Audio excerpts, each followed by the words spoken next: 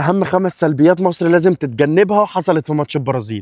واحد، التوليفه اللي ورا دي ما ينفعش تحصل تاني. اصل دفاع ايه وخط وسط ايه اللي هو ولا هو متماسك دفاعيا ولا هو عارف يطلعني بالكوره، يبقى ايه لازمته يا صاحبي؟ ما ينفع. اتنين، ما تزودش في الكوره يا مرموش، ما تزودش في الكوره يا مرموش، ما تزودش في الكوره يا مرموش. تريزيجيه شكله مش ظاهر في الملعب، ولا هو بيدافع ولا هو بيهاجم. يا كابتن حسام، في ابراهيم عادل عندك ما شاء الله قوي جدا، جرب والعب. رقم 4، اللعب من لمسه واحده عند كابتن محمد هاني. اقسم بالله العظيم انا ببقى واثق في اي ماتش كبير ان انت هتقدم ماتش كبير. بجد والله مش تريقه، لكن انت عملت كذا لعبه من لمسه واحده قلقتني. وش رجلك بيفتح على الاوت ليه يا اسطى؟ احنا بنلعب جوه الملعب. احنا التبديلات ليه ما بنعملهاش طالما اللعيب اللي في الملعب مش واقف على رجله؟ خاصه لو ده ماتش ودي. انت عندك مهند لاشين ما كانش شايف، امام عاشور موجود نزله مفيش مشكله، محمود صابر موجود نزله مفيش مشكله، حمدي فتحي الدنيا واقعه، رامي عبد المجيد موجود مفيش مشكله، رامي ربيعه موجود. طالما في حاجه شايفينها غلط لازم نغيرها. كله اشاد في ماتش روسيا ان احنا لما لقينا ان خط الهجوم مفيش خط هجوم عملنا التغييرات. شفنا المنتخب مصر ساعتها شك. 5 واسوأ حاجه، احنا ما بنعرفش ندافع من تحت. البرازيل وهي بتهزر كانت ممكن تشيلنا يا جماعه 6 و7 و8 كمان. لعبنا ميديم بلوك حلو جدا، دمنا شويه بس الدنيا كانت بتبوظ ورا. فانت قوي ميديم بلوك، ما ترجعش تقابل من ورا. فولو ولايك وقول لي ايه اكتر حاجه كان نفسك ما تشوفهاش في الملعب وبجد لازم نتجنبها في كل ماتشات كاس العالم.